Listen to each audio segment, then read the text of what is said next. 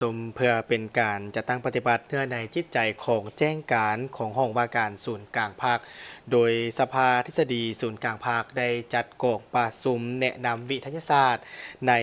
การห่างมติของคณะบริหารงานศูนย์กลางภาคสมัยที่12ของพรรคประชาชนปฏิวัติลาวในวันที่23มิถุนายน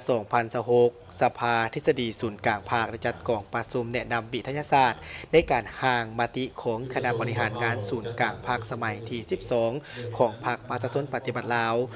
โดยการเป็นประธานของสหายคำมอนจันทจิตกรรมการสำรองศูนย์กลางภาคห้องหัวหน้าคณะโฆษณาอบรมศูนย์กลางภาคห้องประธานสภาทฤษฎีศูนย์กลางผู้ประจำการในกองประชุมมีบรรดาผู้ต่างหน้าจากคณะหับปีโซบก้าเกี่ยมห่างเนื้อในของมติคณะบริหารงานศูนย์กลางภาคจากกระทรวงที่เกี่ยวข้องและคณะจะตั้งศูนย์กลางภาคพร้อมโดยพนักงานของห้องการสภาทฤษฎีศูนย์กลางภาคเข้าร่วมกองประชุมแมนเพื่อเป็นการสร้างความรับรู้และเข้าใจเป็นเอกภาพให้แก่คณะรับผิดชอบและพนักงานเสนาธิการเกี่ยวกับวิทยาขั้นตอนหลักการและเทคนิควิชาการในการค้นคว้าเขียนเนื้อในห่างมติของคณะบริหารงานศูนย์กลางภาคสมัยที่12ให้มีเนื้อในลึกซึ้งสอดคล้องกับแนวทางนโยบายของภาคสามารถส่งเสริมได้อย่างครบถ้วนทางภาคทฤษฎีและพฤติกรรม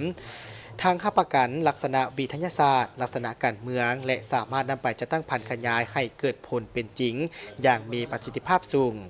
ในกองประชุมผู้เข้าร่วมได้รับฟังการอธิบายและแนะนำอย่างละเอียดเกี่ยวกับโครงสร้างเนื้อในจิตใจ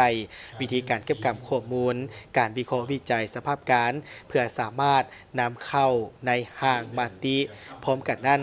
บรรดาผู้แทนกองประชุมยังได้ร่วมกันประกอบคำคิดคำเห็นบนจิตใจบุกทะลุแลกเปลี่ยนบทเรียนตัวจริงอย่างคงไปคงมา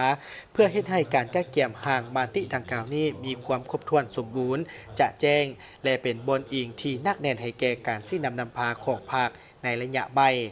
ในตอนท้ายประธานกองประชุมยังได้มีคำเห็นโอ้ลุมและเน้นหนักให้คณะรับผิดชอบห่างมติจากแต่ละกระทรวงองค์การจงยกสูงความรับผิดชอบการเมืองของตนสุ่มสติปัญญาเสริมขยายประชาธิปไตยภายในอย่างกว้างขวางและประสานสมทบกับบรรดาคณะการที่เกี่ยวข้องอย่างลึกซึ้งใกล้ชิดเพื่อให้ไทยห่างมติกองประชุมของคณะบริหารงานศูนย์กลางภาคสมัยที่12สำเร็จไปตามกำหนดเวลาและบรรลุตามคาดหมายที่วางไว้อย่างจบงาม